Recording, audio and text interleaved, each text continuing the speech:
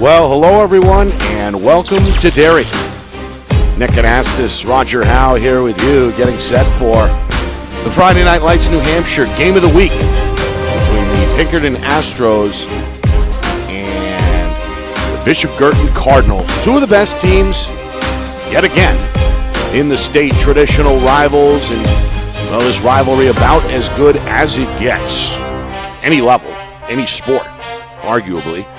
And we saw the first chapter of the 2021 version of this rivalry take place in Nashua back on Tuesday. That was a Cardinal victory. So tonight, the home team, Pinkerton, will look for revenge. These two teams, as I mentioned, basically, at least for the last decade or so, have penciled in a championship appearance against one another. They met for the whole thing back in 2019. Obviously no season last year due to COVID-19. So those that were sophomores are now seniors. And, of course, these are two of the senior-heavy teams that you'll see, Roger, in Division I. Pinkerton bringing back a dozen seniors for this year's 2021 campaign. Yeah, it always seems like it's the same roster with numbers and the same depth with numbers for Bishop Guertin year after year. They've got 10 boys on the watch list for All-State this year, and Pinkerton has a number of them as well. They got a half a dozen. It just every other year it's Pinkerton or BG. It seems it's been that way for a while. I'm really, we always know that these two teams are going to be at the top of Division I every year. It's always an interesting study to see who comes in third and fourth or fifth in those next slots. Right. Because it's almost a foregone conclusion, in my mind anyways, as someone that has watched them for 20-plus years, to know that they're always going to be there. Is it going to be Exeter this year? Is it going to be Londonderry? Exeter's looking strong. Another big game by the Exeter team the other day. They're rematching against Sauhegan on their home turf today. Aside from that, the other night proved out to be another really good game at the very end. Yep. Started off slow for Pinkerton. Felt they really got it into gear maybe about halfway through the third quarter. It was close. I think they had closed the gap to maybe 2 goals at one point, and then it just took off from there. They made a few mistakes, and next thing you knew, time had run out. Yeah, 14-8 ended up being the final score as the Cardinals improve to 3-0. Pinkerton, who had rattled off 3 victories out of the gate under first-year head coach Steve Grudeau, suffered their first defeat Tuesday night, looking for a 4-1 record if they can come out victorious tonight. Speaking of Coach Gaudreau, someone you coached with, Roger, in the past, he makes his way over from St. Anselm, where he was the head coach at the NCAA level for 6 years. Of course, he replaces longtime head coach and now athletic director Brian O'Reilly. Saw the old ball coach down there on the field. He's here again tonight on the sidelines. But how about these numbers for O'Reilly? 37 years as the Pinkerton head coach, a 568 win mark in his career, only 162 losses. So he went 568 and 162. And the NHIAA has hosted 26 Division I championship games. O'Reilly's teams were in 21 of them, win or lose, on championship Saturday. So quite the shoes to fill. But if there's anyone who could potentially fill them, perhaps it is Steve Gaudreau, and his resume, what he brings to the table here for Pinkerton is immense as well. Yeah, let me just tag along with what you just said about Coach O'Reilly. I've played club ball in New Hampshire for gosh, it seems like since the 80s when I first moved back here from Pennsylvania. And I can't tell you how many guys that I'm pushing 60 years old that I see in the over 40 and the over 50 league or up at Lake Placid that I talked to that said, oh, yeah, Coach O'Reilly was my coach in high school, and we can connect. So he's obviously been around for a long time and has got a great reputation out there. As far as Steve Gaudreau, Steve and I coached together for Tomahawks when my son Matthew was, playing there. He's a quiet guy. He's a study in terms of the nuts and bolts of the game. He's very good at making changes on the field and making adjustments when need be. He's not a yeller. He's not a screamer. But he gets his message across because he knows the game really well, and he knows how to make adapt as the game develops. So that being said, I would really. I got to believe that he's going to make some major corrections from what happened in the first half on Tuesday, and fully expect Pinkerton to probably pick it up a notch here. I think the one thing that BG probably can hang in there, because I saw their middies playing a lot of two-way ball, is to run fast, is to go fast. They have some athletes.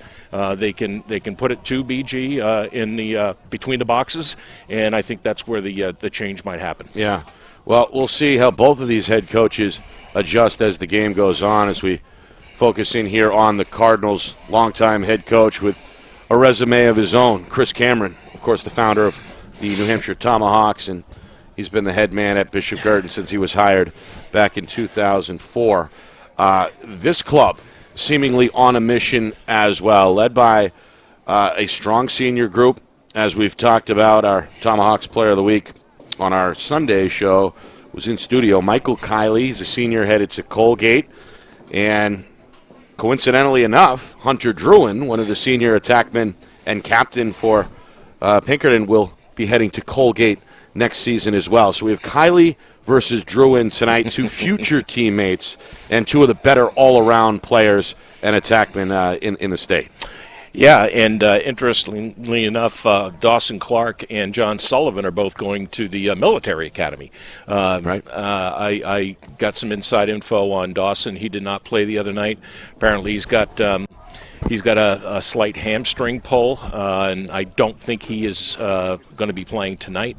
But yeah, so a lot of these boys that are. Getting committed. We're seeing duplicates out there, and it should be a fun ride for them. Yeah, meanwhile, the weather may or may not play a factor, Roger, as it's expected to be cold tonight. We're expected to see winds, and, well, kind of unexpected at this point, given the rash of good weather that we've had recently. How does that affect the game? For me, it always did as a coach. I hated standing still and freezing on the sidelines. It doesn't affect the players. It really doesn't, especially these two teams here where they've got plenty of depth, but they're going to be running all the time.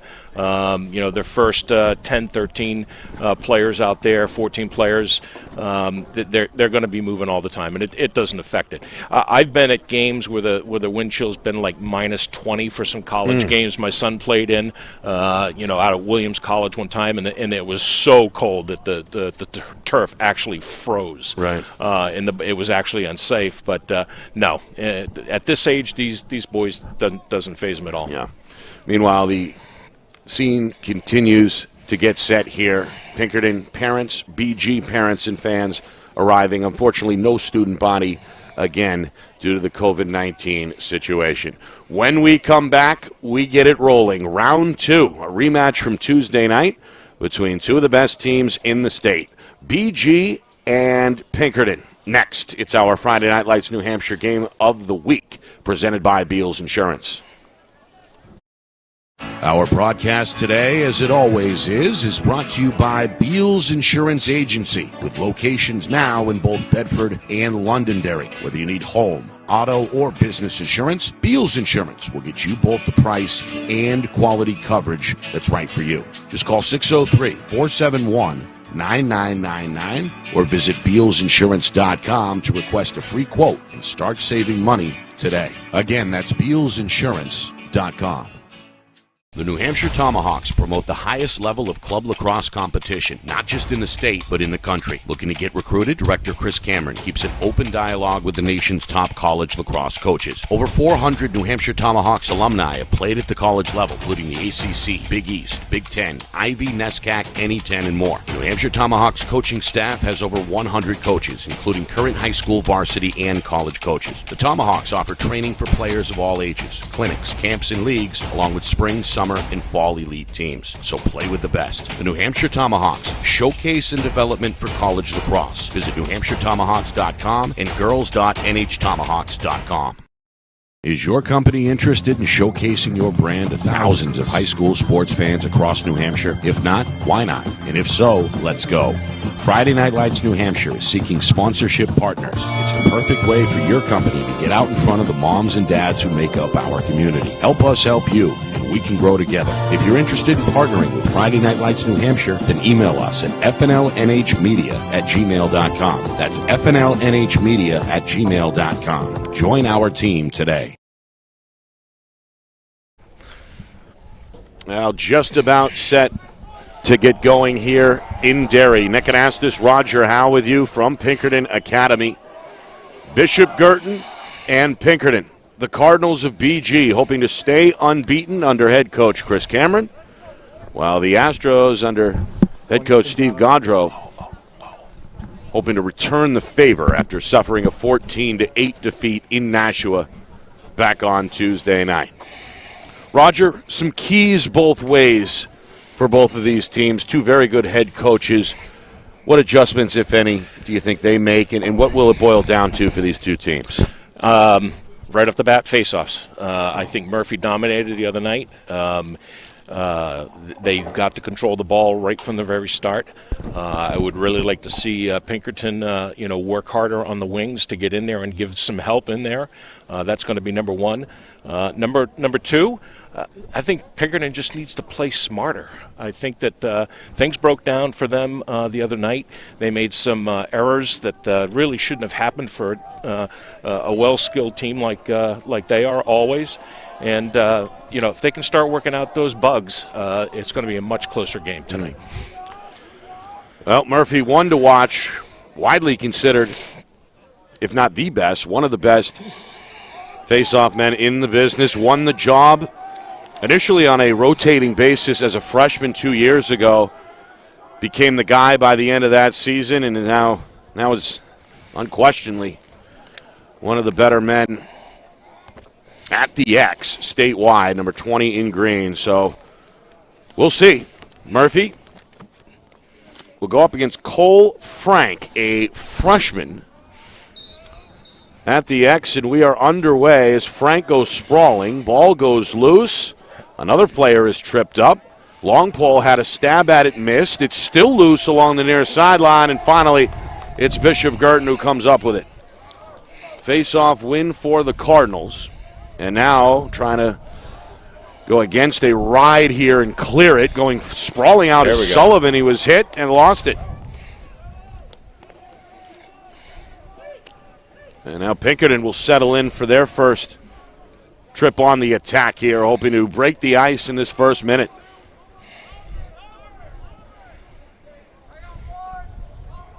Good check on that far side on the Pinkerton ride on John Sullivan. They got it right back, which is what they need to do.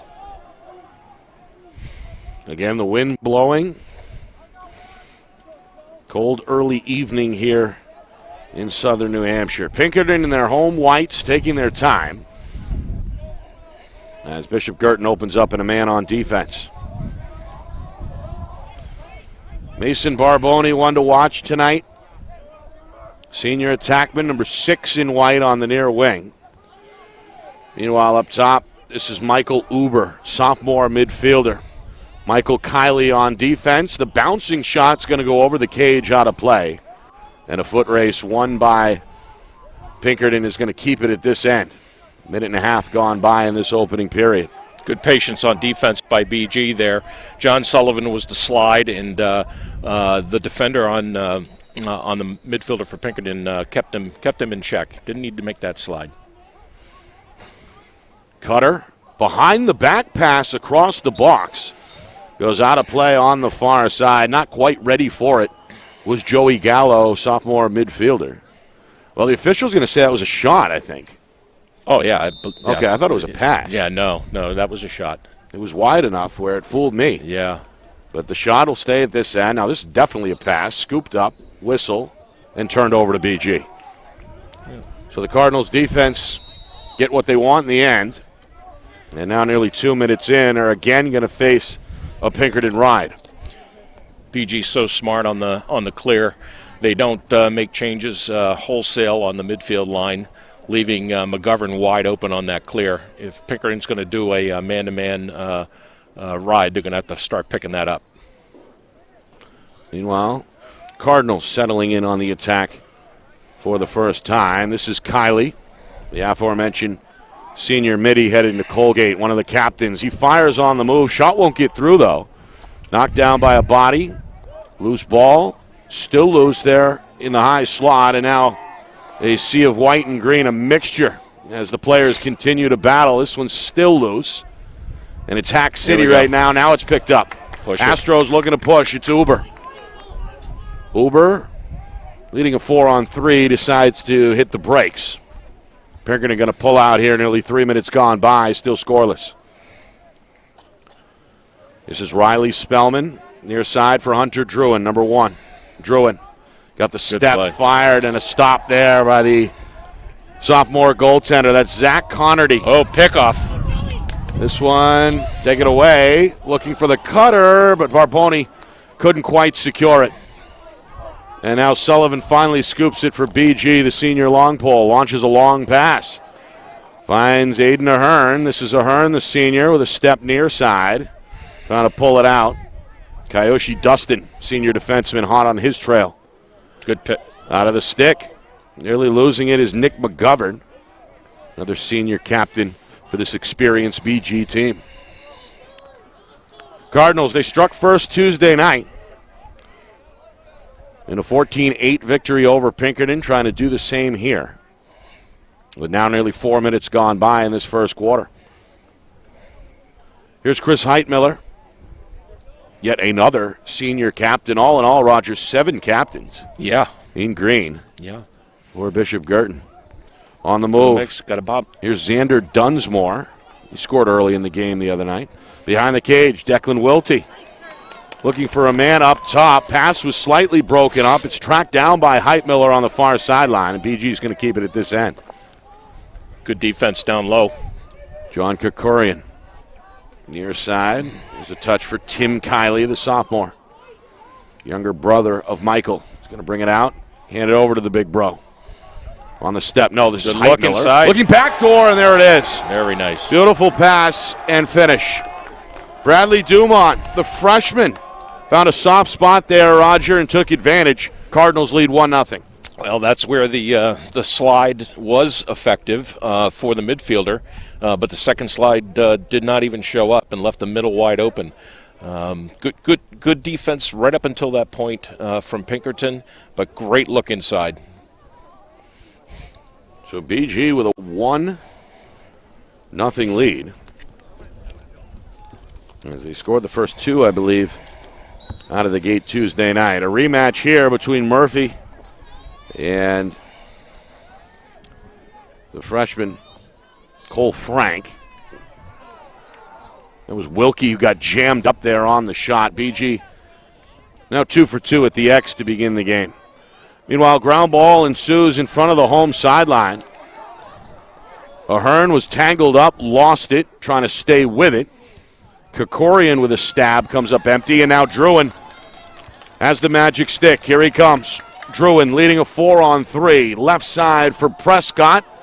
And again, not quite able to pull the trigger. Prescott's going to stay with it, come out of the scrum with possession for Pinkerton, and give it back over to the co-captain, Hunter Druin. Nearing the midway point, first quarter. Pinkerton trying to tie the game, trailing 1-0. Uber met by Kiley. Picked up on the switch. Pull it back out here along the BG sideline. Uber back for Spellman. Long pass. Here's Barboni. Just his second touch, I believe. He's going to try and bring the defender behind the cage. Yep. That's junior Nick Dahl. Now Barboni in the far corner. Little shake and bake. Looking for somebody. Nobody there. Good look. Goes back. High slot near side. Shot. And Connerty saw it the whole way with the save. Second stop by Connerty. Long outlet. It's going to spring Michael Kiley at midfield. Kiley got a man left side. Shot and score. It's Brady Dumont yet again. The freshman now 2 for 2. Comes just past the midway point of this first quarter. 2-0 BG.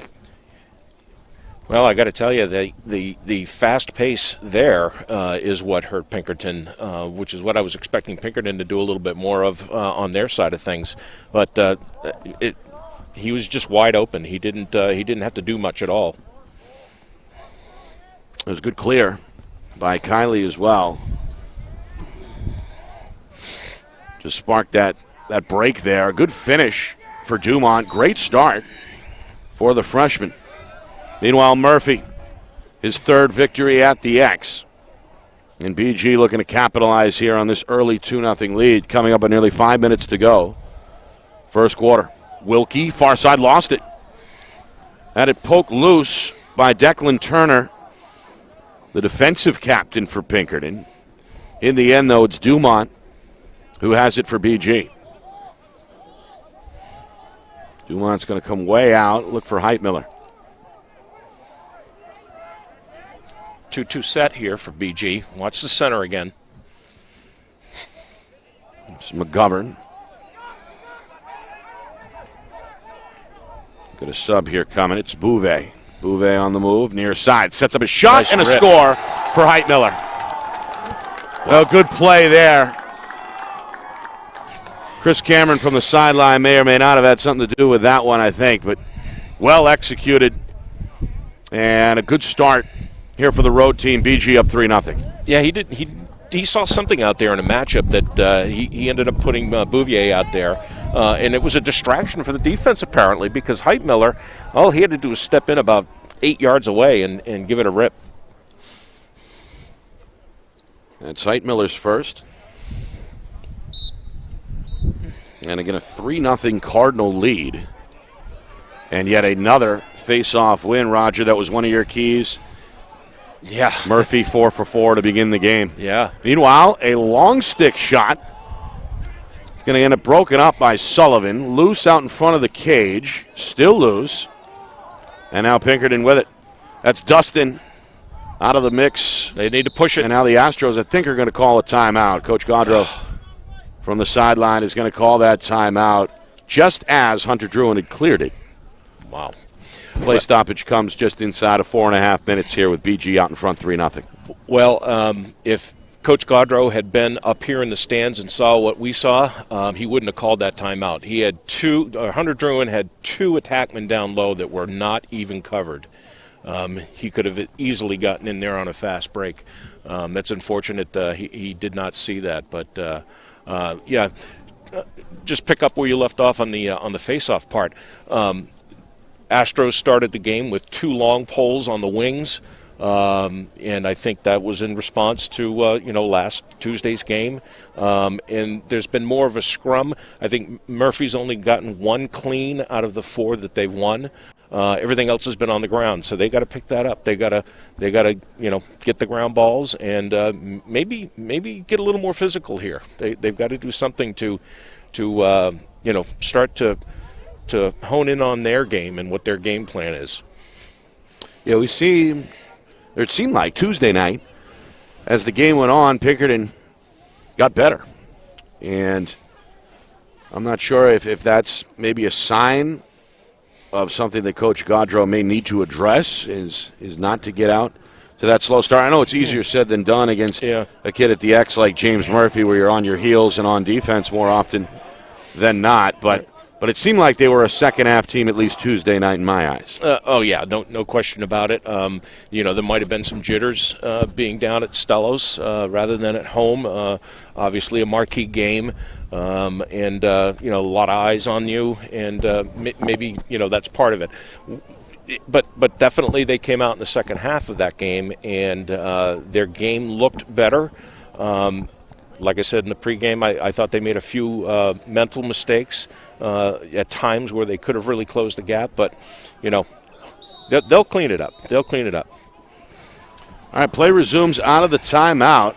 Double teamed is Uber, and he lost the ball. That's got the BG bench excited as Connor Gubord, the sophomore midfielder, able to get it up ahead. This is Nathan Kane, transfer from Nashua North, who just came on. And now the attack set up, looking for a 4-0 lead. On the move, Corcorian near side, shot a little wide, paid the price as well, and now a flag is going to come out. Late flag. Not Corcorian, rather, it was Aiden Laurendow, sophomore attackman, who was knocked down, Roger, after the shot. It's the game's first penalty. It comes with 4 minutes even remaining in this opening quarter. That's one of those plays you see often in football where, the pass is being released and, the defender has already made his move to sack the quarterback. And that's just what happened right there.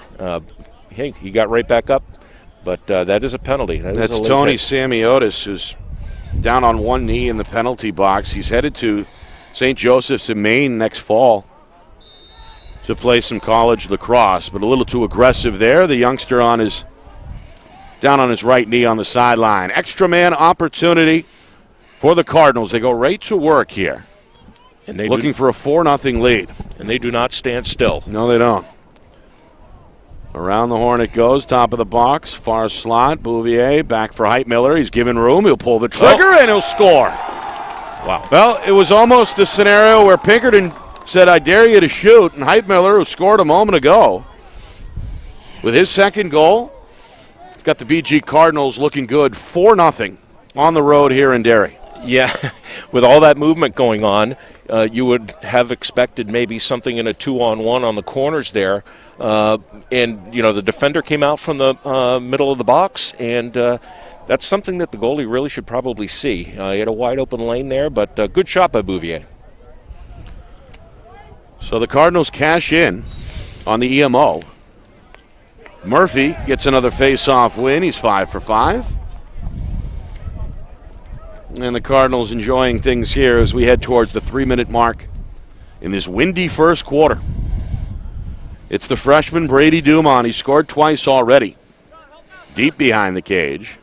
Leaves it for Corcorian. Wants a one-on-one with defender Kyle Zern, the long pole.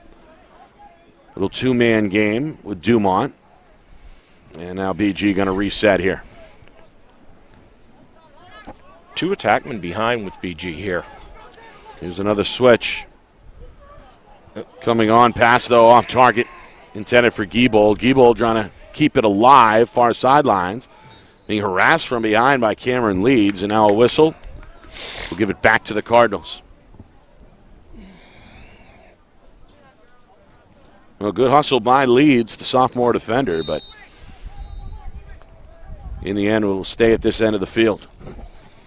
BG looking for a 5-0 lead. Nearly 2.5 to go. Watch the slide. There it is. Opening quarter. Double team comes. Pass low, and Dunsmore couldn't quite handle it off the bounce. Dunsmore still in the mix, and it's Heitmiller who plucks it out of the air. Far side back for Dumont. Wasn't quite ready. Heitmiller to the rescue. And then that pass off target that sends Laurendow sprawling. Ball out of bounds back to Pinkerton. Astros needed that, Roger, and now face what looks like a pretty good ride here from the Cardinals. And they need a good clear here. They need to get the ball over half field. They go back to the goaltender. That's Curtis Michaud, the sophomore. Long pass in the middle. Bouncer handled far side. This is Leeds. Leeds going to clear it. Boy, BG brought everybody in on that ride. Coach Cameron did not want them to get out of the half field. Meanwhile, Druin trying to get something going. One of the co-captains reverses, comes near side. Final 100 seconds, first quarter. Big load on the crease there. Trying to go middle, lost it. Ground ball. Body's on the turf. Flag is going to fly. Whistle blows. Somebody got a little too aggressive there. Is it against BG or is it against Pinkerton? No, it should be BG. Yeah, it's against Heitmiller. He's not happy. The youngster over to the sideline. I thought it was a push, but I think they're going to call a cross check here. Senior midfielder. Yeah, it is a cross check, so they'll be down for a minute. Not on Heitmiller, rather, but on his teammate. Senior defenseman Aiden Ahern, the Villanova commit, is the one actually down in the box. So that's one each way. BG was able to cash in on the extra man opportunity moments ago. So Pinkerton, good way to get on the board here. Final minute 20, first quarter. Starting off in a 3-3. Behind the cage, Barboni. Morphed into a 4-1 there. They should find a corner here. Up top, didn't come out right. And there's Connerty on the cover. So it looked like a pretty good look for Spellman, but maybe the stick betrayed him there. Yeah, I wouldn't have taken that shot, actually. They were in a 1-4. They had two wing guys they could have drawn in. That's where that play's meant to be going, is out there on the wings or in the middle. Meanwhile, Sullivan nearly lost it, and Coach Cameron's going to bail him out from the sideline with a timeout here. 49 seconds remaining, first quarter. Cardinals in possession and in control here early on with a 4-0 lead. So I'm not sure how much is left on the penalty. Didn't quite make the mark when that was called, but I'm sure there's maybe around 20 seconds left on the penalty for BG. I think it was at a minute 30 even. Was it? I believe. There's now just under 49 seconds remaining. So if my math is right, 19.2. Watch. This is where Coach Cameron's basketball intelligence comes in. He's going to write up a play here, I think. Kill the clock, get the sixth man back, and try and catch Pinkerton off guard here with something a little unique that we don't often see. But yeah, he'll be man down at the whistle, that's for sure. Meanwhile, you can hear the wind howling, rattling through the aluminum bleachers here at Pinkerton Academy. It's windy, it's chilly. Sun's still up for now, but definitely cold. It's cold for the 100 or so spectators that have been allowed to gather here. Yeah, quiet crowd. Well, no student body. No student body, true. Unfortunately, so true.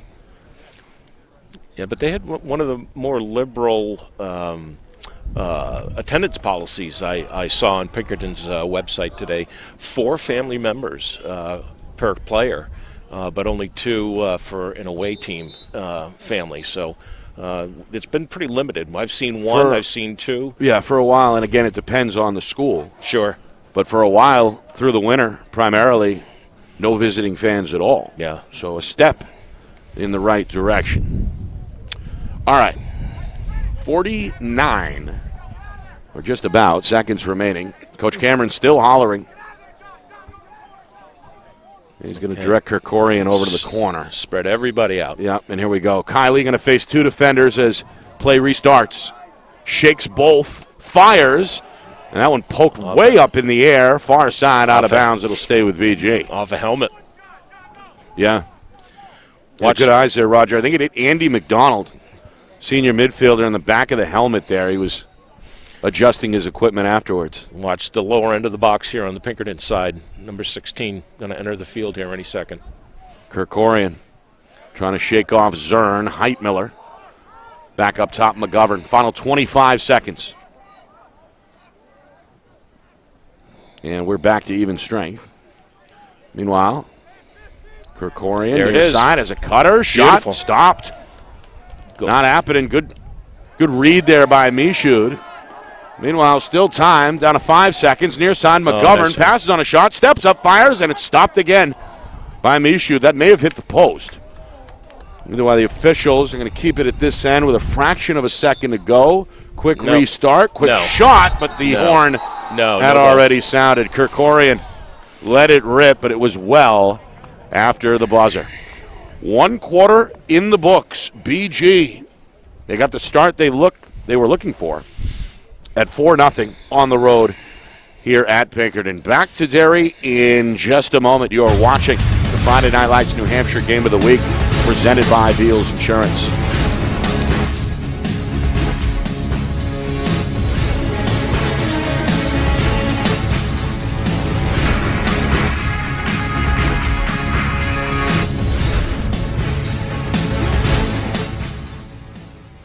Our broadcast today, as it always is brought to you by Beals Insurance Agency, with locations now in both Bedford and Londonderry. Whether you need home, auto, or business insurance, Beals Insurance will get you both the price and quality coverage that's right for you. Just call 603-471-9999 or visit BealsInsurance.com to request a free quote and start saving money today. Again, that's BealsInsurance.com. All right, back here for quarter number 2. BG out in front of Pinkerton by a score of 4-0. Nick Anastas, Roger Howe with you. Cardinals hoping to stay unbeaten, looking to beat the Astros for the second time this week after handing Pinkerton a 14-8 defeat back on Tuesday. It was the first loss of the season for the Astros. Coach Goudreau in his first season trying to get his guys to respond. They're in an early hole here, Roger, 4-0. Yeah, and that's unfortunate. I thought both sides played a little sloppy there, even though BG ended up with 4 goals. The turnovers were definitely more on the Pinkerton side. They just got to clean it up. This is not the Pinkerton team we're used to seeing, where they're controlling the ball. They make smart decisions. I think they got a little lucky there at the end of the quarter, where they got a couple of shots that hit people and hit masks, and actually that one hit the post there at the end. But they got to. I mean, Murphy was 5-0 in the quarter on faceoffs. This is where they need to get it back. Yeah, Murphy widely regarded as the best faceoff man in the state, the junior, making it look easy so far, but he's going to lose this one. There we go. Good job. That's Cole Frank, the freshman, who gets the first faceoff win for Pinkerton. However, it didn't last long. Sullivan creates the turnover. Sullivan gets the clear. Murphy's still on the field. Murphy's got it, trying to split a double team. Lost it. This one punched back far side. It's going to dribble towards the sideline. Kerkorian whacks it back in play. That's out of bounds. The long pole then took a look. Couldn't quite reel, and it goes out of play. Quick note there. So Pinkerton wins the faceoff, and they get it over to the long pole on the wing, and he can't get the pass back to the defenders to start the clear because the attack from BG is covering them man-to-man. That's smart lacrosse. This is what Coach Cameron teaches, away from the ball, that is so important. Yeah, Coach got it all covered for sure. The longtime BG head coach and multi-time state champ. Pinkerton, though, there we go, is going to grab the bull by the horns as Michael Uber gets his team on the board. The sophomore took charge there. And with a minute gone by in this second quarter, has finally broken the Astro ice. Yeah, Uber, he turned into an athlete there. He started his dodge very patiently. And I think BG was a little bit asleep there. They weren't expecting the shot to come. As Pinkerton, I think that might only be about their second or third shot that they've had in this game so far. Yeah, I think I've got 3. Yeah. As Connerty stopped the first 2. BG now reeling for the first time in the game. 4-1. Meanwhile, Murphy is pinned. And then ultimately, it's Michael Kiley who comes up with it. Meanwhile, flag behind the play. Left side, Sullivan. One more pass, and there's the finish. Far side, it's Laurendow. And that's got the Cardinal sideline amped up now 5-1 as BG comes back with a quick answer. Textbook fast break. Absolutely textbook. You take it down to the offside from where your point attackman is. Went right over to the left side and down, and the rotation was there for Pinkerton, but BG was just better spread out and in a better position at the end there. Haven't seen too many transition opportunities from either team so far, but that one pretty to watch as unselfish play ended up with the best shot possible. As a defender, I love seeing that rotation. I love playing that type of ball where you can see things develop quickly. We haven't seen a lot in all the games I've watched at the high school level this year so far, early though it is. Haven't seen a lot of fast breaks like that. Right. Have not seen it. Saw a highlight type the other night from Wyndham's Levine. Levine, yeah. Where he took it coast to coast, the Syracuse commit. But that one, everybody seemingly got a touch there for BG. Meanwhile, Cardinals still on the EMO. They cashed in on their only EMO back in the first quarter. Good patience. Pass there, though, from Krikorian. Ends up a bouncer. McGovern scoops it up. Heitmiller, far side, shot off the pole, I think. This one recovered by McGovern. Back near side. That one a ripper from Connor Bouvet, goes out of play. Yeah, they were a little disorganized there on defense. Yeah, you can hear him talking, trying to figure it out in real time. Meanwhile, just over 2 minutes gone by, and we're back to even strength here in the second quarter. Still some confusion. Got two guys covering three. Quick shot and a stop. Good by Michaud. Michaud read it very well. Despite a good look there from attackman Dawson Clark, the West Point commit.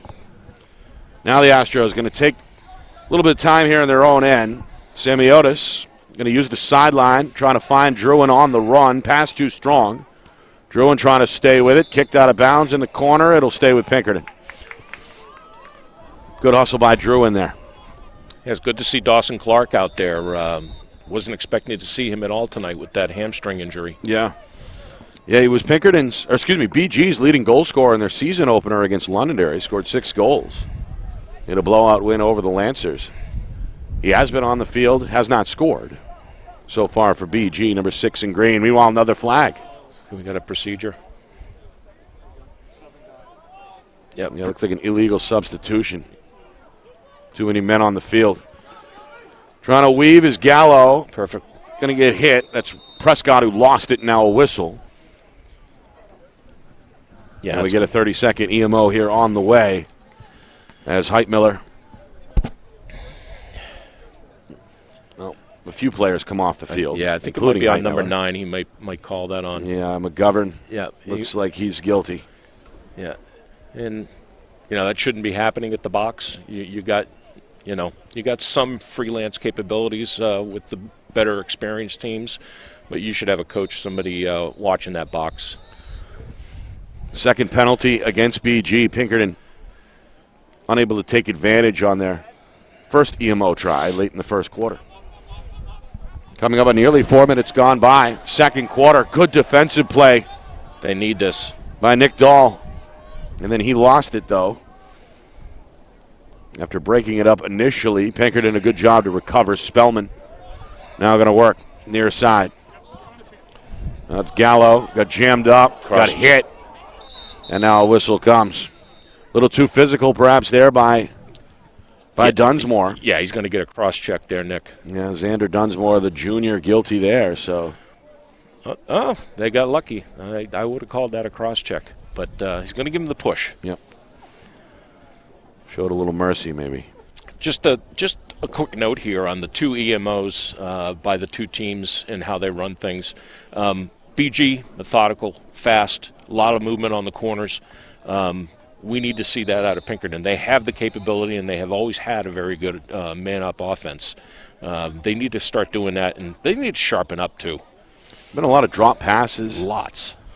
There's Jackson Morris set back door. Nice. That's Barboni. There we go. That's how it's done.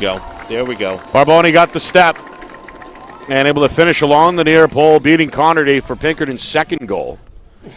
Makes it a 3-goal difference yet again at 5-2.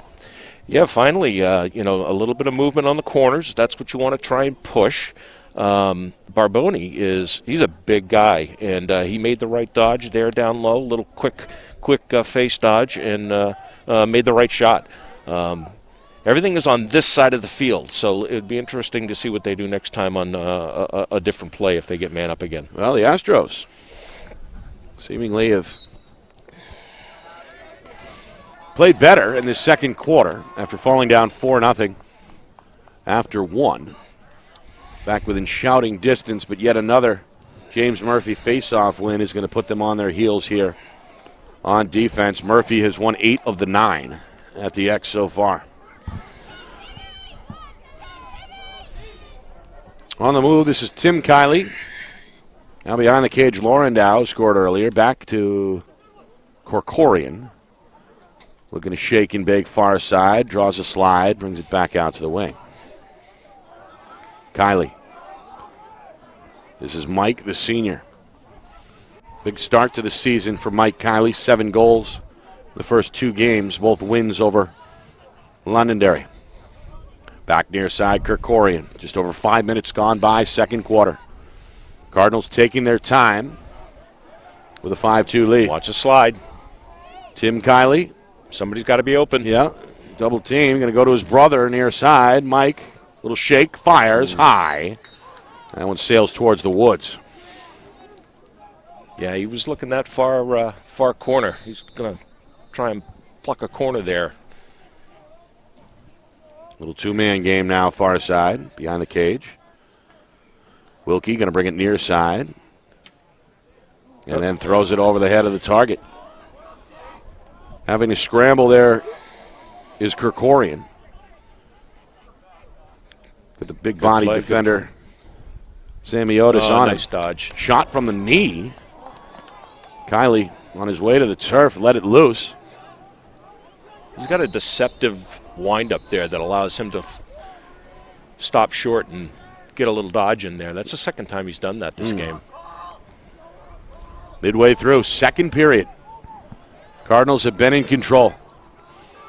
Mike Kiley on the move. Shot. Broke it up. Good defensive play by Turner. Turner now in the mix. Boy, and they get it back again. Somebody took a shot there.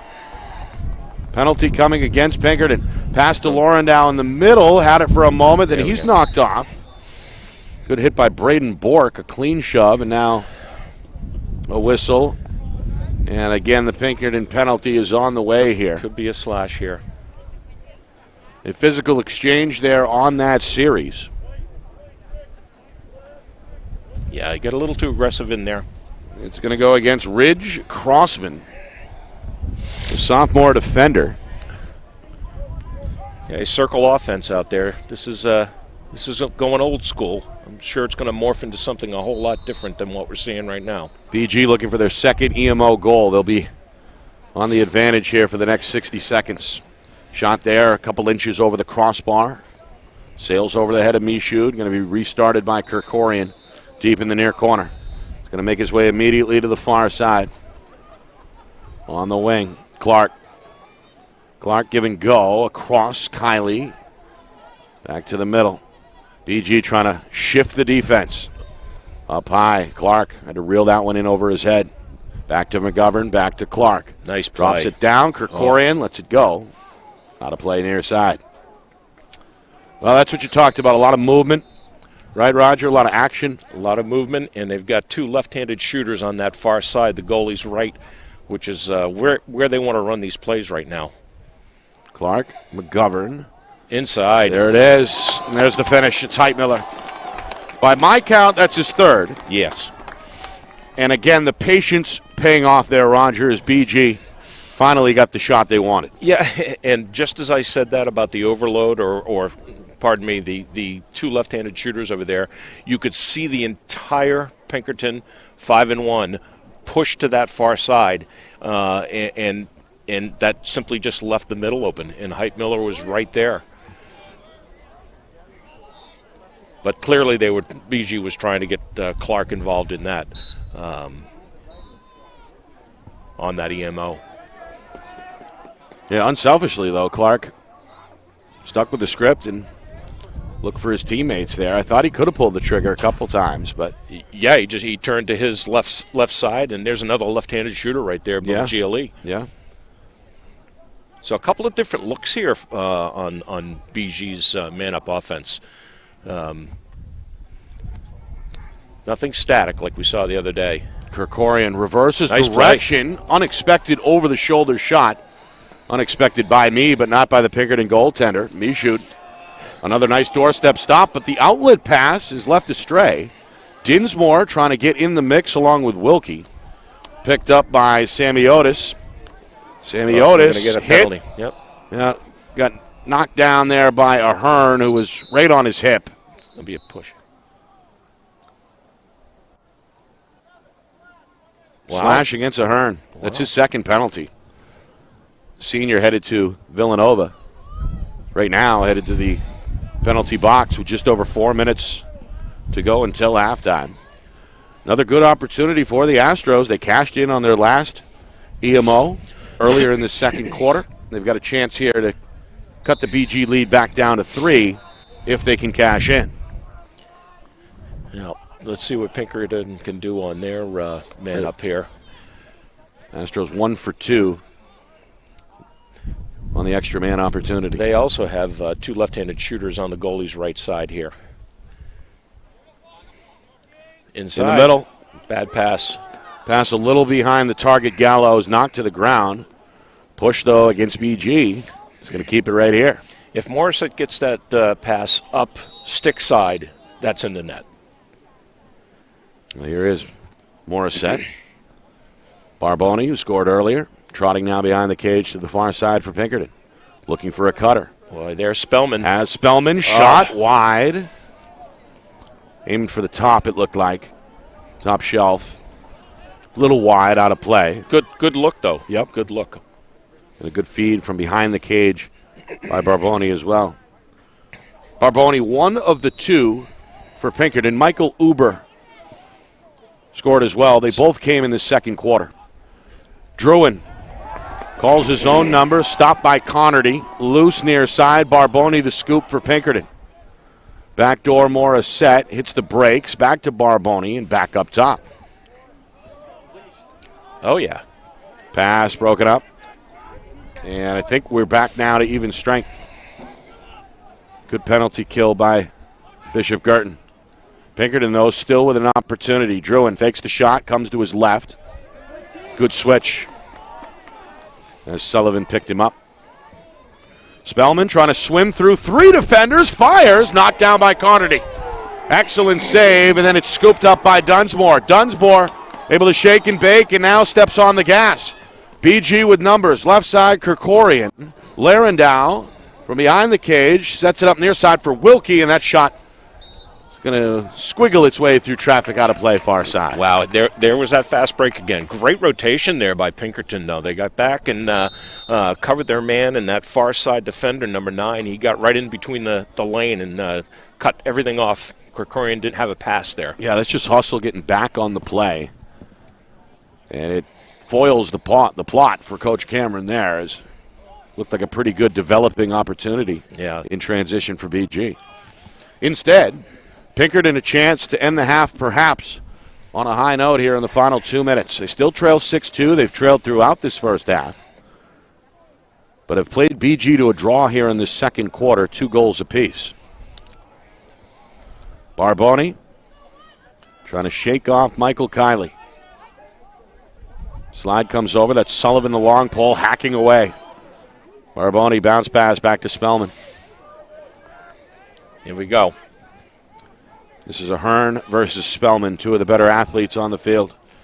Down a minute 30. Spellman going to get rid of it. Uber going to take over. Uber Goes at McGovern, takes a shot, reverses direction, and then lost it. Far side, trying to hack at it is Matthew Cranny, the long stick defender, and then it's McGovern who comes up with the ground ball. Cardinals going to get a clear here with about a minute to go. A chance to really extend the lead back to 5, their largest from earlier in the second quarter. Yeah, Cranny got a good check in there. Cranny was was covering the pick, but he also got a check in there on the dodge through. Coach Cameron says move it. Freshman Dumont going to get rid of it. Here's the sophomore now, Tim Kiley. Kiley shoots and scores. Able to beat Michaud low, just snuck it inside of that near post. Pretty shot. He is the epitome of a shake and bake midfielder with that little head fake. He's a small guy, but he can get that quickness and step, and he was wide open there with his left hand this time. He's so unassuming, but boy, he finds his spots. Tim Kiley. Older brother Michael, one of the seniors. And the oldest brother, Chris, played for BG and went on to Siena as well. So it's a lacrosse family, originally from upstate New York. Murphy, another face-off win, and now another Coach Cameron timeout. It comes with 25 seconds to go. Murphy, meanwhile, by my count, Roger, has won 9 of the 10 face-offs in this first half for BG. Indeed. Yes, he has, and such a critical part of the game. You know, I watched the rule changes in this game in the off season, and they're already at the collegiate level with the new face-off, new face-off rules, where there's no crouching anymore. They're basically standing in a catcher stance, and all their weight is up high this time or this season. What do you think of that? I like it. I like it a lot. But wouldn't you know, 3 weeks into the season this year, they were already talking about changing the face-off rule again. And why is that? Because now you can't – the complaint is now a team can't have a dominant face-off kid, take over the game and take that tool out of the coach's bag. That was one of the comments I heard on one of the national telecasts. I don't agree with it.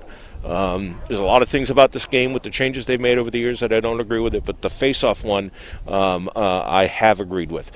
Following Zach Tucci, a Bedford kid that's playing at UNC right now, he has his bad days and he has his good days, just like it was 2 years ago. Right. You know what I mean? But Murphy, from a face-off standpoint, these guys have got to learn how to adapt. And the ones that adapt well, like the Blake Boudreaux, who played at BG, Jack McNally, another BG guy, Tucci, who I coached, they know how to adapt. Final 15 seconds of the first half. Cardinals looking to extend in a 7-2 lead, which would be their largest. Tim Kiley, near side, shake and bake, back door, and there's the finish by Krikorian with less than 5 seconds to go. Just as I'm sure Coach drew it up there. An excellent pass, excellent timing, and excellent, obviously, overall execution by BG there. Well, give Tim Kiley a big apple there. He comes away with an assist, and John Krikorian, he ends up getting his first goal of the game. But what great execution down low there, and they were in tight too. It wasn't like the defenders didn't know what was going on there. But great goal, good goal. That makes it 8-2. Astros will win the face-off. Second win for freshman Cole Frank. But that will do it for the first half. BG looking good on the road. An 8-2 lead here in Derry. Astros will look to make adjustments, and we'll look to get you caught up in just a few moments. We'll recap this first half, take a look at some out-of-town scores as well, get you a preview of our upcoming broadcast schedule also. 8-2, BG with their largest lead at halftime. Right back to the Academy in just a moment. You're watching our Friday Night Lights New Hampshire Game of the Week presented by Beals Insurance.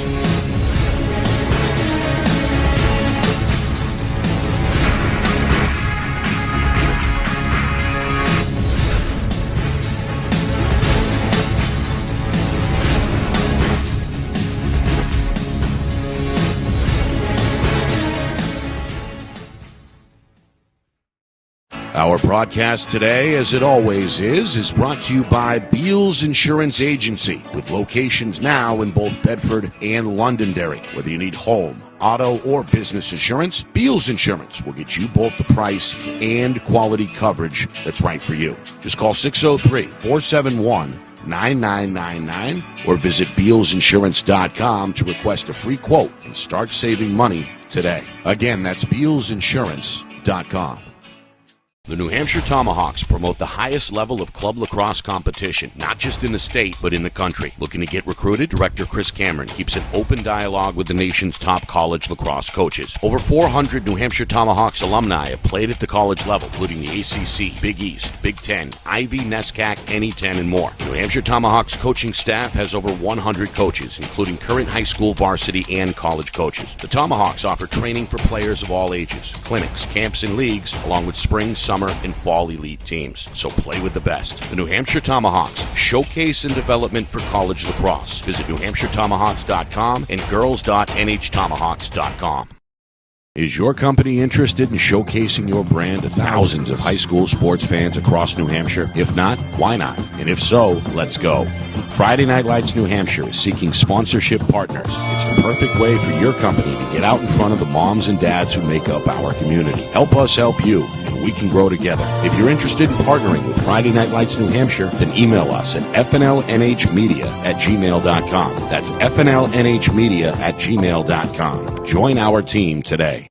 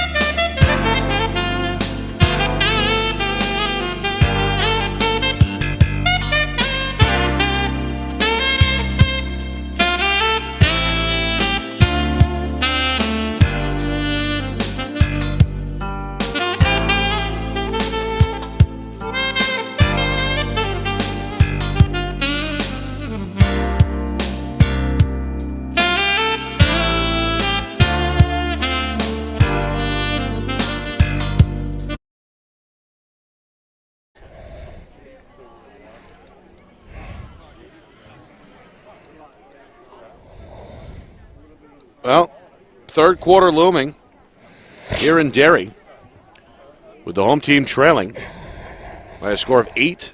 BG looking to stay undefeated and improve to 4-0 after a win Tuesday night over Pinkerton, trying to make it 2-2 against the Astros in the early part of this season. Nick Anastas, Roger Howe with you. It's our Friday Night Lights New Hampshire game of the week. Cardinals looking good out of the gate. Brady Dumont, about 4 minutes in, put the Cardinals on the board. Freshman scored 2 in the first 6 minutes to put BG ahead 2-0. Chris Heitmiller, by my count, able to score an even strength and then an extra man opportunity goal to close out the first quarter with BG out in front 4-0. Pinkerton, though, behind Michael Uber. Got on the board about a minute into that second quarter. Didn't take the Cardinals long, though, to come up with an answer. Just 13 seconds later, Aiden Laurendow made it 5-1 BG. Then Pinkerton on special teams. Got an EMO goal from Mason Barboni. That brought the Cardinals within 3 at 5-2, but an EMO goal by BG's Chris Heitmiller reestablished that lead. And then Tim Kiley in the final minute able to score to make it 7-2, and then just seconds later, in fact, inside of 5 seconds to go in the first half, John Krikorian with a beautiful goal. So it is 8-2. BG with their largest lead. Rogers, the third quarter looms. What do we expect? Well, Pinkerton absolutely has got to pick up the skill level of what they're doing out there. They don't look sharp. A lot of drop balls, a lot of unforced errors, or I wouldn't call them all turnovers, but we can see that the ball's just not coming out of their stick comfortably. They look a little bit tight out there. I'll emphasize again the face-off circle. That was a 10-1 advantage. Or excuse me, 10-2, right? What you have? I had 9-2. 9-2, okay. That's where they got to gain possession. BG, I don't see where they've got to do much of anything to change. They play sharp, they play smart, and their defense is a bit bigger than the Pinkerton attack. But I would just like to see the skill level pick up on Pinkerton's end. You're right, Roger. It was 10-2 on the face-off. It was 10? Okay. Yeah. I'm starting to learn not to doubt you initially. Well, there's the internal ticker, and then there's what I write down, and sometimes they don't always mean the same. And I'm learning, as I do these broadcasts more and more and get back into the swing of doing it, I'm going to trust my brain a little more. Yeah. And go back to the coaching side of it. Stick with the instincts, right? It's hard. A few games to get to. We'll keep an eye on kind of a light Division I schedule out of town tonight. There are some finals to report, quite a few from Division II. Hanover over Lebanon, 15-6.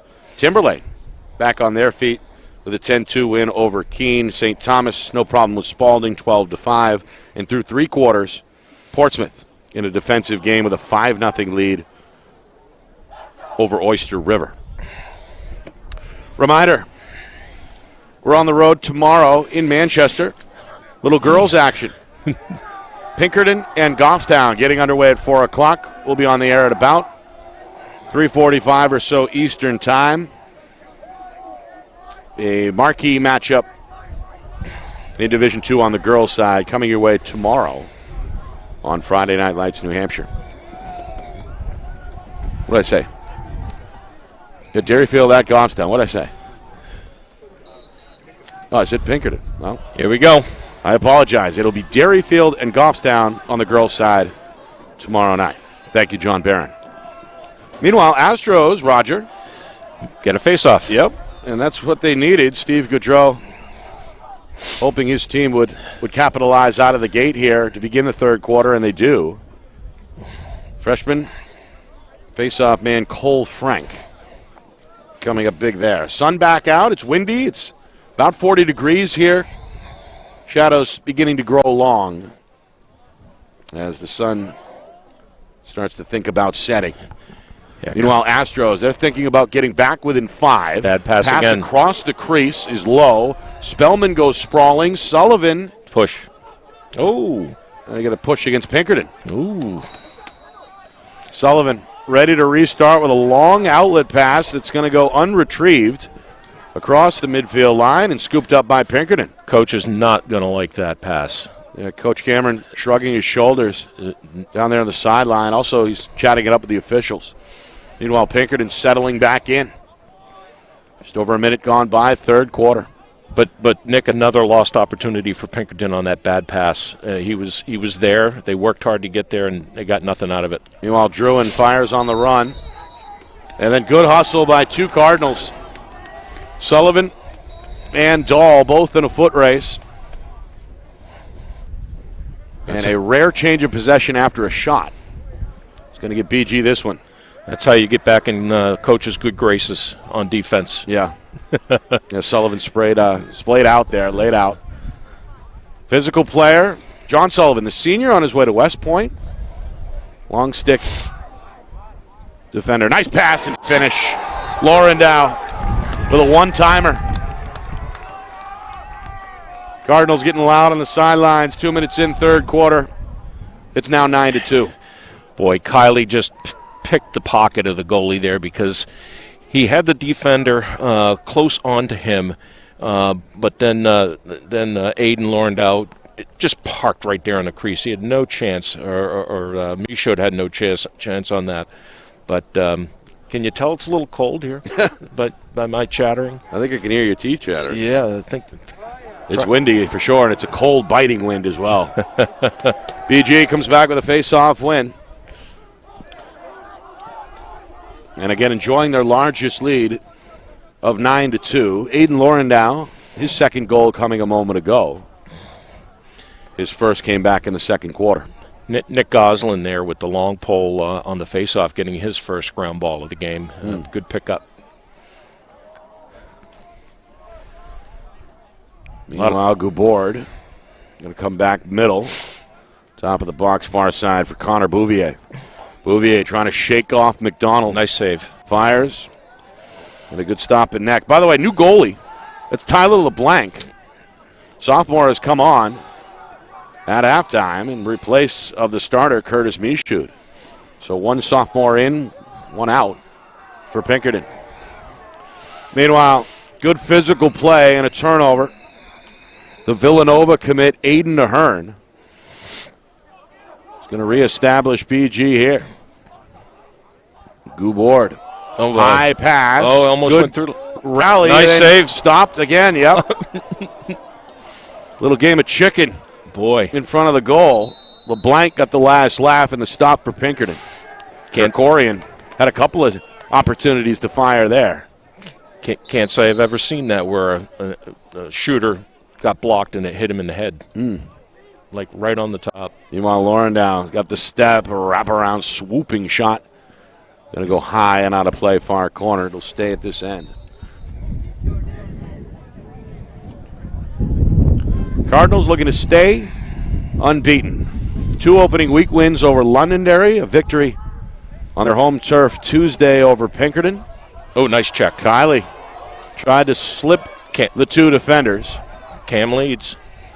This is Matthew Fioli, and Fioli goes tumbling.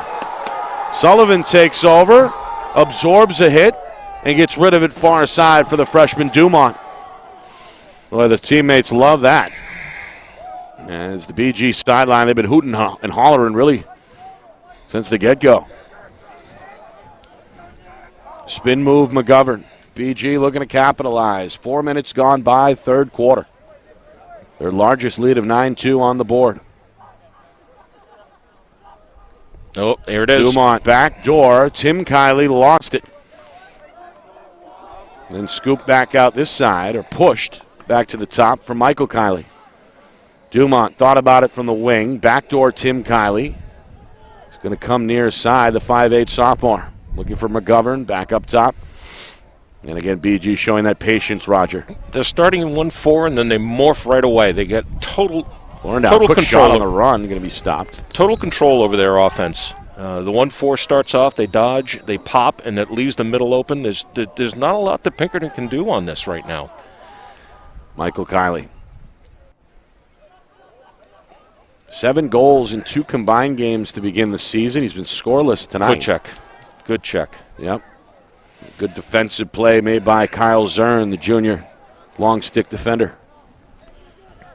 Far side for Samiotis, up the far sideline, and now back towards the middle after the clear for Uber. Good clear. Yep. Pinkerton handling biz there as we head towards the midway point. Third quarter, Astros looking to jumpstart the attack here. This is about where they got their jump start on Tuesday. Right about halfway through the third, they started picking it up. Yeah. Ended up falling in the end 14-8, but looked like almost a different team in a variety of ways in the second half as opposed to the first half back on Tuesday. Meanwhile, flag on the weak side of the field has been thrown. Druin is going to dodge and weave and then fire. Cross the body out of play. Ends up behind the cage, and we'll see what the call is. Yeah, I'm not even sure what the call is here. Cross check. Okay, Cross check to the head on Matt Cranny. They're going to lock it too. It's a senior defenseman headed to Merrimack University, and got a little explaining to do as he heads to the box. Pinkerton. Cashed in on 1 of 4, I think, Roger, in that first half on the EMO. Yes, they did. Yeah, the lone EMO goal for the Astros came in Barboni midway through the second period. Yeah, Mason Barboni, the senior. Again, they can't afford to lose. Meanwhile, Barboni, trying to cover up his mistake. Able to retrieve it, and now on his way to behind the cage. Pass here near side for Spellman, jammed up. Couldn't quite corral it. Loose ball. A lot of smacking going on. It's Ahern who emerges from the chaos for BG. Cardinals have had the advantage, you think, Roger, with the ground balls tonight, seemingly as well. Yeah. In my book, you don't count a ground ball when you've dropped it yourself and you reacquire it. So, absolutely. You would think it would have been the other way around because Pinkerton has really dropped a lot of balls tonight. But no, not the case. Quick start here. This is where they got to capitalize on numbers, but BG is right back there. Coach Cameron not happy. Meanwhile, penalty expires. BG. It's a great opportunity for Pinkerton there with a locked-in penalty, Nick. They could have gone multiple scores there. Yeah. Instead, the Astros hold serve. Still a 9-2 game inside of 5 minutes, third quarter. Druin. Look at the double team. Pummeled near side. Look at the double team. Ahern laid him out, and his teammates loved it. It'll stay, though, with Pinkerton. Uber getting ridden here by Dunsmore. Good defense. The Cardinals just not giving an inch here. Aggressive on the defensive end despite the big lead. Big opposing defenders here. Big opposing. Morissette. He's giving up some size, but trying to use his shiftiness to an advantage. Instead gives it out to Spellman. Pinkerton going to hit the reset button with Druin now on the near side wing. Watch the quick slide. They're always quick sliding to Hunter. This is the matchup the players want to see. Hunter Druin against Aiden Ahern, and right now the advantage has gone to Ahern and the Cardinals. Another shot wild there by Druin. Senior attackman headed to Colgate, one of the co-captains. Comes from a Lacrosse family, as we know. Inside of 4 minutes. Pinkerton looking for their first goal gotta be a penalty. Since halftime. Spellman, knocked down by Sullivan. Flag flies. Ooh. That's going to be he got him at the bottom of the base of his helmet. So that's a lucky call there. They could have called that a little worse. Now Sullivan, who plays hard, he was a member of the state champion basketball team over the winter. Meanwhile, a timeout has been called. And again, the Cardinals fired up. Sidelines have seemingly been fed by the physical defensive play that we've seen here in this third quarter. Yeah, the double teams, the triple teams on that last EMO for Pinkerton, and Hunter Druin had the ball. You saw right when the whistle blew, there were 3 defenders on him. They're not giving up anything on defense right now. They're dialed in. They're getting good rotations. They're getting quick slides on the guys they need to, like Spellman and Druin. Just look very, very sharp. Yeah, on both ends, really. Yeah. Astros jumped out in front 4-0 after 1. Exchanged goals with Pinkerton to begin the second quarter, and then Cardinals ended things before halftime on a high note as well. 2 goals in the final minute. Pushed their halftime lead up to 8-2, and the only score either way so far in this third quarter came less than 2 minutes in, with Aiden Laurendow scoring his second. Meanwhile, the wind continuing to be a presence, if not a factor, at least for the spectators here. It's cold, and the wind has been howling, as I believe our microphones have been able to pick up here and there. Yeah, there's even a little bit of snow down my way today. Don't know if you saw it, but I was keeping my fingers crossed that we weren't going to see something like BG Bedford 2 years ago. It was sleeting and raining. I called that game. You called that game? Yep. Yeah. It was just a brutal game. There's more snow than anything. Yeah. I remember it being very icy, too. Yep. Yeah, there was some kind of weird snow flurries earlier. The sun was out. Really didn't seem like any clouds. And yeah. Yet there was some snowflakes for sure floating around. So kind of a weird stretch of weather. It had been nice throughout the southern New Hampshire area, primarily in April, I think. But Mother Nature we're hitting a other patch. Plans tonight, right? We're a hitting a cold patch. and windy night here in Derry, especially as the sun begins to set. All right, Pinkerton in 1-4 here to start. Maybe try to mimic a little bit about what BG had been running down on the other end of the field. They need movement. They need to move the ball quickly. They can't stand and let the big defenders just eat them up. They got to keep the ball in motion. Here's a shot. That's a 15-yard out shot, though. It's not where you want to be. It was Uber who pulled the trigger. You're right. Pinkerton, they've had the action at this end for what's turning into the majority of this third quarter, but come up empty. In and out of the stick of Uber. Back for Spellman after Uber was able to recover, and now Uber will swing it far side for Barboni. Inside of 3 minutes, third quarter. Astros have trailed throughout, trying to chip their way back into this one. Barboni smothered by Nathan Kane. Up top, passing on the shot. Uber Too shot easy there, and Connerty able to pluck that one out of the air. Long outlet, Ahern at midfield. Nice play. Little scoop pass for Kiley on the clear. This is Mike Kiley. Ahead for Laurendow, and now the BG attack ready to get settled in here for the final 2:20 of the third quarter. Pass, though, way off target behind Michael Kiley and out of play. One of the few mistakes BG's made the whole game. Yep. Pinkerton will take it. 2:15 to go, third quarter. Now, everybody watching the telecast right now, watch the inside. Watch the crease high area around the 15-yard line. Pinkerton has got to start moving in that area off ball, away from the ball. And you don't see a lot of movement. They're not drawing the defense outside at all, Nick. Spellman bouncing shot goes wide. Shot to your point, Roger, coming again from the wing. And you're right, they call that that high slot area is,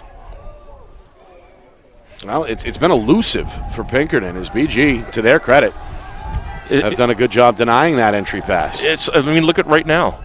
Pinkerton's on an overload with 4 guys on the other side, and no one's moving. They're not picking. They're not moving away from ball. It's too stagnant. Yeah, there's just no movement happening. Meanwhile, the Cardinals getting a lift from their sideline. They are enjoying this. Druin. Blind shot. Yeah. It's kind of whirled. It goes wide. He had McGovern in his face. On to play again, back to the Astros with 1:24 to go, third quarter. I wouldn't forget about full field offense here, but I would certainly try to concentrate on shooting from this side. Connerty's looking right up into the sun from the stand side. Now they're running two on the crease, and they're not rotating off each other. Barboni with Kiley all over him. Kiley forces the ground ball. It's loose, and it's Cranny, the long stick, Push. up ahead for Sullivan. Transition opportunity for the Cardinals on the doorstep. Laurendow rings the bell, but it goes off the post. Meanwhile, a flag flies on the far side of the field. It's going to go against Pinkerton. May have come on a check attempt during that break, and now finally the whistle will end things with 45 seconds. A penalty is indeed on the way against the Astros. Boy, they were way spread out on that fast break. BG was. That attackman was way up here by the 35-yard line to start that break. Meanwhile, they're going to get Declan Turner on a slash. On a slash, you're right. Cardinals went 1 for 2 on the EMO in the first half. Heitmiller, one of his 3, came late in that first quarter. Heitmiller restarts the action here. Final 40 seconds. BG looking for their second goal of the second half, trying to extend their largest lead to potentially 10-2. Watch Clark on the ISO. McGovern dropped it initially. Near side. Clark. Faster. Clark wants one. That's off of the defender. Defender, it looked like, yeah. Yep. Off of Cam. Cam Leeds. It's Cam Leeds who sacrificed the body there.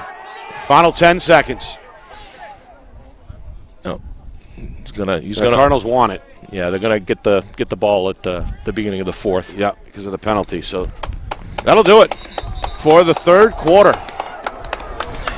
Not a lot of action offensively in that frame. Just one goal for BG's Aiden Laurendow, but it's enough for the Cardinals to feel good going into the fourth quarter. Big lead on the board on the road. Do they have it in the bag, or will the Astros pull something out of their hat on their home field? We find out next. You are watching the Friday Night Lights New Hampshire Game of the Week, presented by Beals Insurance.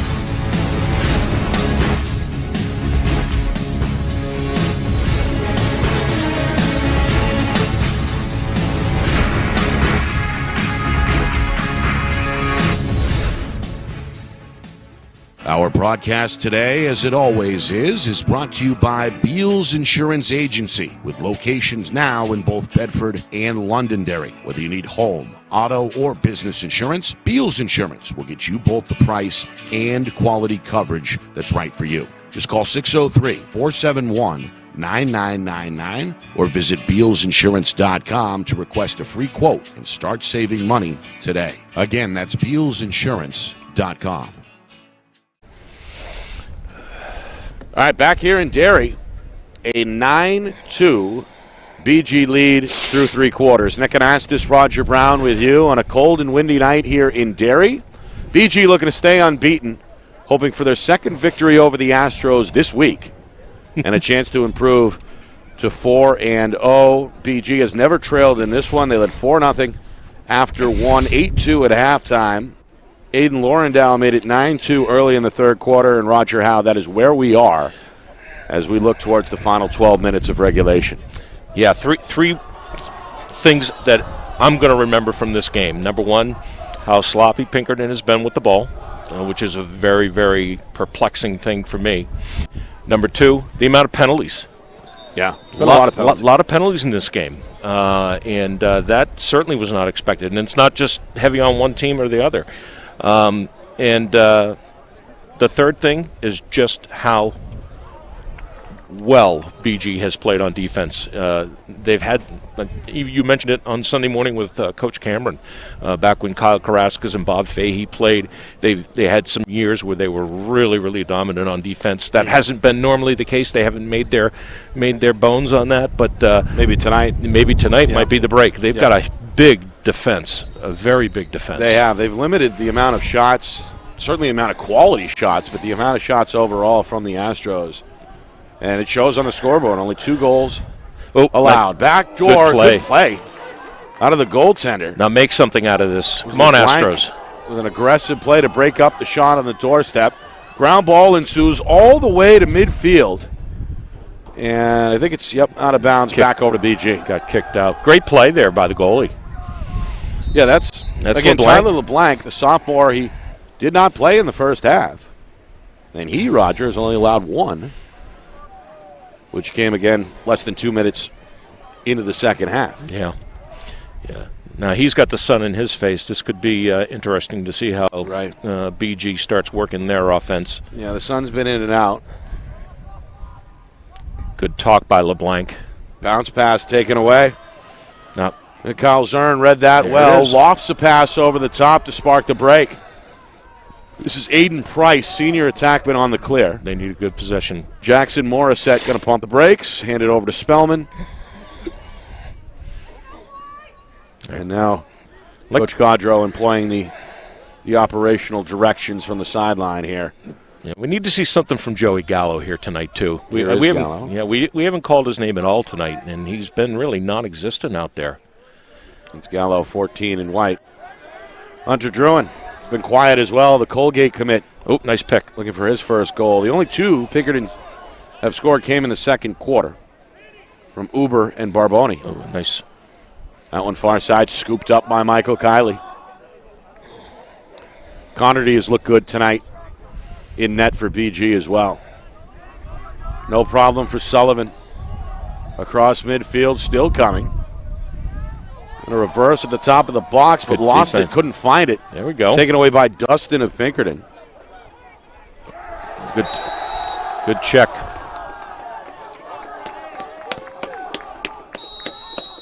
Oh, nobody's. Here's the freshman Dumont all the way for the score, and that's a hat trick. Brady Dumont scored the first 2 goals of the game for BG, and he scores the first for the Cardinals here to begin the fourth quarter. Just over 2 minutes gone by. It is now 10-2 BG. One of the things I learned from Coach Cameron, having coached with him a number of times over the years, is he loves quick starts. When he gets that fast whistle in his favor, he goes right at it. And that was a perfect example. Pinkerton had nobody back on defense. They had nobody covering Dumont. And they were still scrambling to get their 6th defender on the field by the time he was in on the goalie. Murphy, another face-off win. He's been dominant tonight. A winner of 12 of 15 by my count. Ground ball, though, here. Cranny gets it. Does end up with Cranny. Up ahead for Dumont. Dumont now trying to avoid a double team. Going to bring it deeper into Astro territory. Pump the brakes well behind the cage here. Nearly 3 minutes in, fourth quarter. BG looking to close the door on perhaps their fourth win of the season. Yeah, I may be mistaken, but I believe Dumont is in there for Dawson Clark, and he has made a name for himself these last 2 games. He's had 2 really good games. Good production. Yeah, 3 goals for Dumont tonight. Bouncing shot, no. Ooh. Second try, yes. No. But they're going to wave it off. Penalty against BG, a hold. It's going to nullify the Declan Wilkie goal. And keep this score at 10-2. Again, Dumont 3 goals tonight. Unofficially, Chris Heitmiller with 3 for BG as well. Aiden Lauren Doe, not Lauren Dow, with 2 goals. Tim Kiley, John Kerkorian. Lone goals coming both in the final minute before halftime. As BG built up a big halftime lead of 8-2. Extended it now to 10-2 and are looking to do so with another EMO goal. Instead, Clark couldn't quite reel that one in, and it's turned over to Pinkerton. Yeah, blame that one on the sun. That was clearly right in Dawson's stick, and he just did not see it. That allows BG, however, to set up the ride, potentially the silver lining. They've had some success. Now, strangely enough, BG's a man up here, and they don't cover man-to-man here on the ride. Meanwhile, the goaltender is going to turn it over, and then Druin picks off a centering feed. Good play by the senior. Now Druin going to keep it himself. Foot race to the near I call it sideline. timeout here for. And then he splits the defenders. Avoids Nathan Kane. Picked up now by Sullivan. Leaves it up top for Spellman. Spellman backdoor trying to find Morissette. Pass off target out of play. Meanwhile, another flag was thrown away from the ball. Offside, against BG. It'll be a 30-second penalty. Nate Kane, who played for Nashua North last season, he also was big part of that BG state championship run on the boys basketball side this past winter. Both Kane and Sullivan were starters on that team under Coach Fisher. 4 minutes gone by, fourth quarter. Pinkerton hoping to capitalize. They did score an EMO goal back in the first half. Wind continuing to whip. Love the defense they're playing right now. Circle defense on man up or man down. It's been ironclad no matter what the situation. Little string to the middle and come right back out. Spellman. Back far side, Druin. Sullivan. Now Pinkerton goes into a circle offense. Yep. Sullivan giving him room there in the far corner. Druin gearing up to make a move. Going to come near side, still behind the cage. Takes a hit from Sullivan. Back far pole. Draws the slide from Ahern. There it is. Spellman is open. The shot is a bouncer. And it ends up back with BG. Did not come out of his stick properly. That was a goal if that comes off his strings. A long outlet tampered by Ahern and then cleared with 5 minutes gone by in this fourth quarter. Ahern going to spin away from Uber. Low pass corralled by Tim Kiley. Kiley will backpedal and now give it over to Bouvier. Bouvier. On the move, Michael Kiley. Been unselfish today, looking to get others involved. Oh, there it is. Quick passing. Bouncer from Dumont. Ends up out of play in the far corner, but he had a little bit of an opening there. Didn't come out of his stick right either. Near side, Krikorian spins away from Zern, but is stoned at the doorstep. LeBlanc. Good play in net by the sophomore goaltender. Now along the near side is McDonald. Got to make that play. There it is. McDonald going to go across the field. Turner going to go down the sideline with a long pass. It's too much for Druin to handle. Druin kind of stumbled having to go forward and meet that ball. Turned over. Again to BG. Midway through, fourth quarter. Cardinals, impressive tonight on the road. They have never trailed. Their largest lead intact on the board at 10-2. Heitmiller will pump the brakes and get it over to Bouvier as that wind continues to whip. I've said that a few times tonight. If you're just joining us, it's cold here. At least the players get to run around. The spectators and broadcasters are frozen stiff here. Yeah, moving your lips doesn't do the same thing as moving your body. No. Meanwhile, BG in no hurry.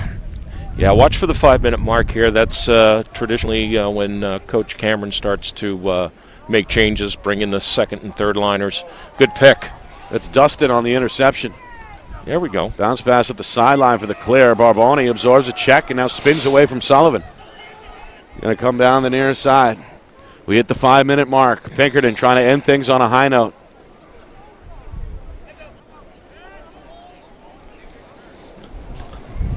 Just back towards midfield. Just mental and concentration. Seen a few avoidable mistakes. Uber, though, recovers. Now Morissette trying to go by his man to the left. Still no movement on the crease. Just standing. Back door. Barboni stoned by Connerty on the doorstep. The goaltender has been very good. Pitching a shutout, so to speak, here in the second half. Cranny. Good feed for. Good cover. Fast break. Yeah. Fast break. Michael Kiley in the middle. Laurendo. Oh, pull it. Draws nearly 3 defenders. Trying to escape a jam here on the near wing, and now back over to Bouvier. Smart lacrosse right there. Marching towards 4 minutes. No defenders on this side. Yeah. No defender. The youngster was calling for it. Now they finally get it to the freshman Dumont. He's going to fire low and score. Well, what a night. Just his 4th high school game, Roger. And he's got 4 goals tonight. 11-2 is now the Cardinal lead. Second straight unassisted goal, too. What can you say? There's confusion on the defensive side with Pinkerton there. He actually could have scored that if he had gotten the pass over to him maybe 5 or 6 seconds sooner. Kid's lighting it up. Got 4 goals. He's the game's high scorer. And he's got a bright future for sure, just a freshman. Meanwhile, James Murphy, who has controlled the face-off X tonight, hoping for another win here off the ensuing ground ball. Murphy himself in the mix, swiping, battling with Druin, but it's Pinkerton who ends up with it. Murphy has still been very good tonight. Winner of 12 of 16 by my count. Now we're seeing some new midfielders here. Connor Hughes coming in, number 30. For BG? Yes. Yep. Yeah, have not seen Hughes to this point. Calvin Jazokas, also senior. He's on his way to Wentworth, by the way. Yeah. Meanwhile, Gallo lost his footing. Good D. Still lose far pole. And I think the long stick had a good shot at there. That's Nick Dahl, who's played well tonight for BG, able to secure it in the end. Near side now for Cranny. Cranny with Druin trying to close in on him. Going to reverse here in front of the Pinkerton bench.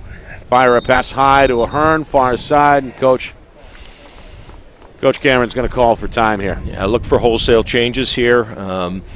At the end of that play there, Kevin Broderick coming back out on the midfield. See if Coach Cam gets a complete change on the defense. Give those boys a break. Cranny, Dahl, Ahern played a great game so far. You know, the wind really picking up. It's making those 100-foot pine trees look like I don't know. Makes them look like they're easy to push around. They're not, but they're blowing 10 to 15 degrees in either direction. Yeah, I would imagine that with the wind chill, we're probably high Teens? 20s. Teens. Temperature right now, I think, is about 40 degrees. And that wind is whipping. I have to ask my cameraman. What do you think? What do you think the temperature is right now? He just knows it's cold. He just said cold. He didn't even say cold. He said cold. Right, with an exclamation point. Cold. It's too cold. That's John Barron. He's perhaps the best dressed of all of us, though. He's got the gloves and the heavy-duty jacket. Well, the cold weather has not affected the Cardinals. Came rip-roaring out of the gate, 4 goals in the first period. Built up an 8-2 lead at halftime. And the game has taken a defensive turn both ways with just 3 goals coming in the second half. All 3 for BG, Aiden Laurendo, and then 2 more from Brady Dumont. Dumont's been the story with 4 as BG looks for win number 4. So we got wholesale changes on both the midfield and the attack. Looks like he's going to make a final change with a long pull here for Cranny. Yeah, McGovern, the lone starter, the lone midi starter, he's going to jog his way off now as well. So some of the reserves getting some good experience here in the closing minutes of this one.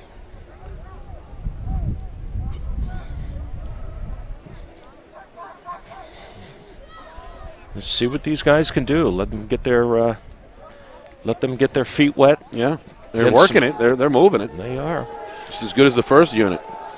Kevin Broderick with a touch. This is Broderick, a freshman midfielder, working against Dustin. Pass in the corner. That's Michael Maciuski, sophomore. And then eventually the Pinkerton defense able to corral it away, but they can't clear. Another drop. Yep. That was McDonald, who never quite had it.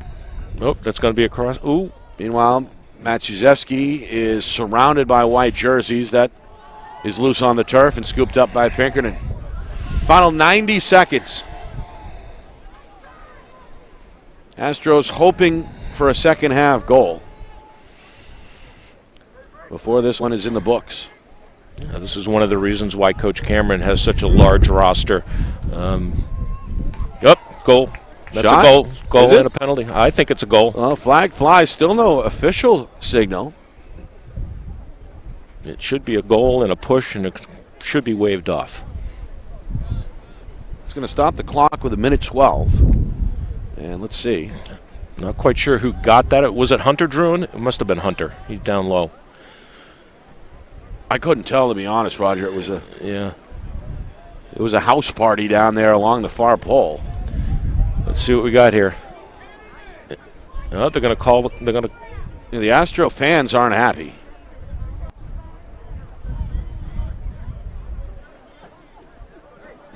That's the push.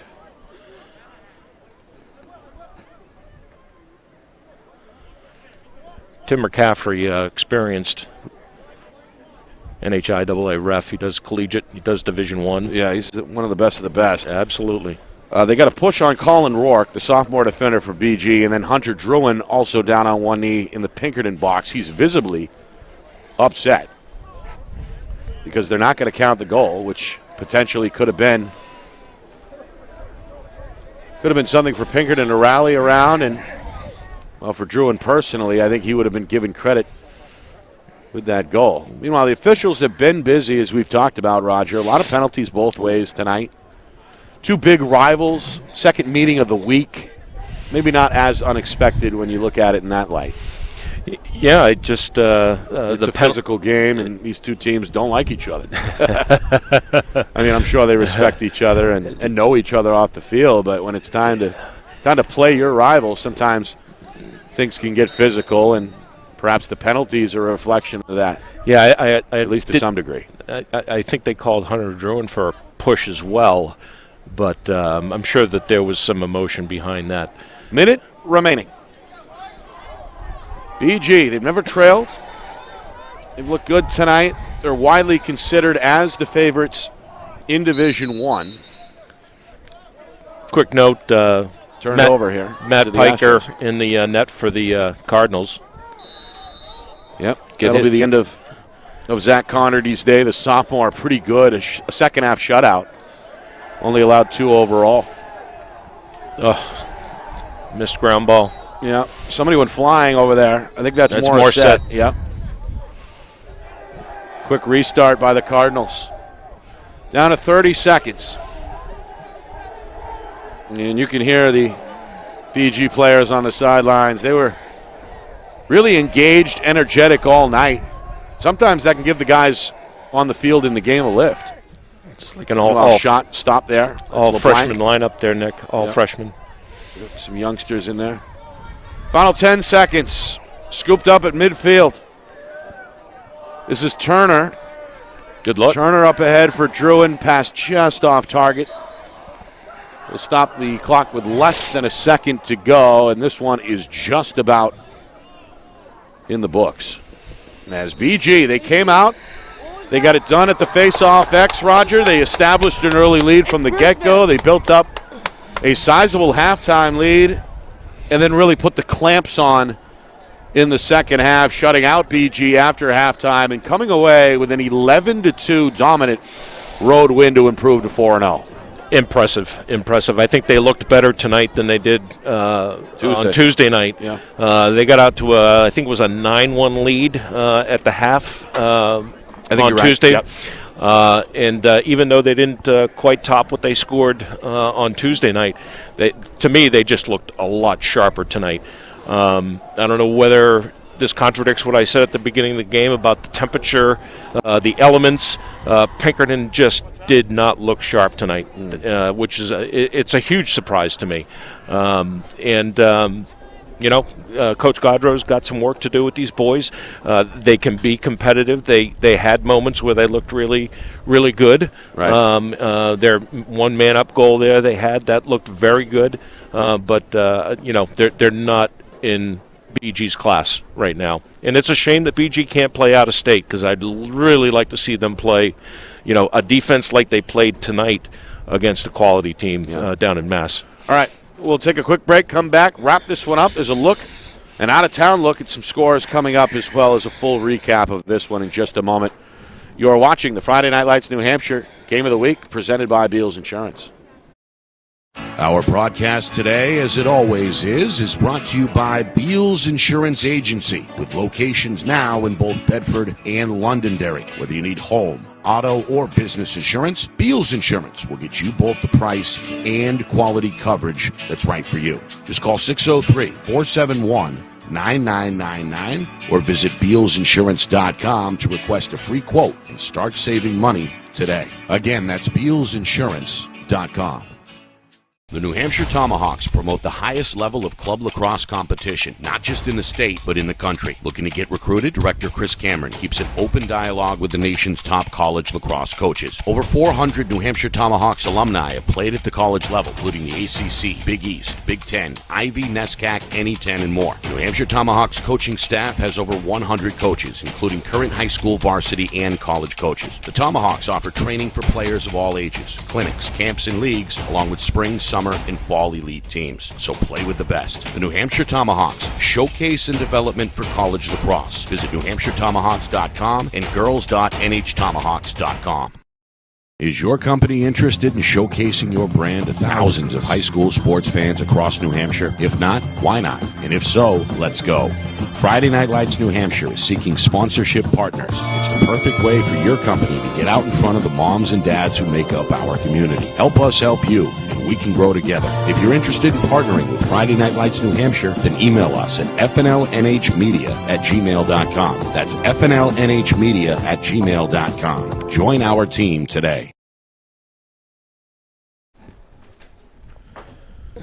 All right.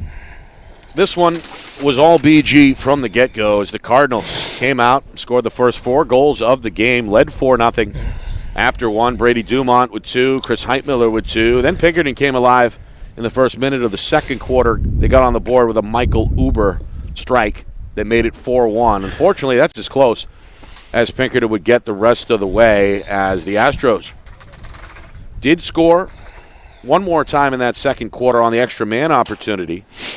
That again made it a 3-goal game at 5-2, but a big close and a big push before halftime by BG. Tim Kiley, John Krikorian with goals in the final minute to make it 8-2 at halftime. And then the Cardinal defense really ruled the day, shutting out Pinkerton in the second half, playing a physical brand of lacrosse.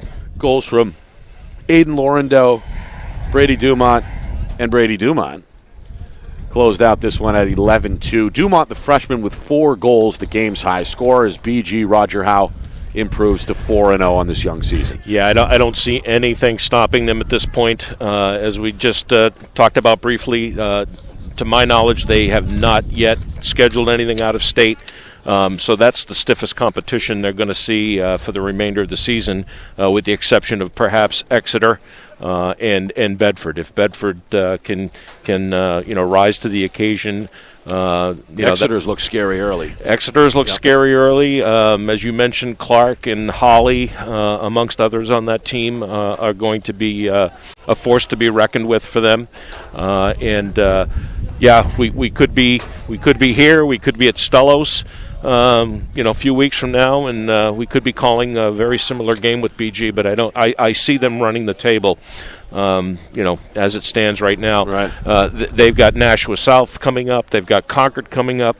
Then they've got North. Don't see that as being anything that's going to disrupt the path they're on right now. Right. They look like the team to beat for sure, as good as advertised tonight. Again, now 4-0. After this 11-2 victory. BG, meanwhile, they slip to 2-2. Some out-of-town scores from D2. Hanover over Lebanon tonight, 15-6. Timberlane, a 10-2 win over Keene. St. Thomas, no problem with Spalding, 12-5. And at last look, Portsmouth with a big lead, 5-0 over Oyster River in the fourth quarter. All right, I want to thank Brian O'Reilly and his staff here at Pinkerton Academy for rolling out the welcome mat for us. We appreciate that. Of course, our Videographer and head technician is John Barron, doing a good job behind the scenes. Producer Ben Beals calling the shots back in the Beals Insurance Studios. The executive producer of Friday Night Lights New Hampshire is Steve Beals.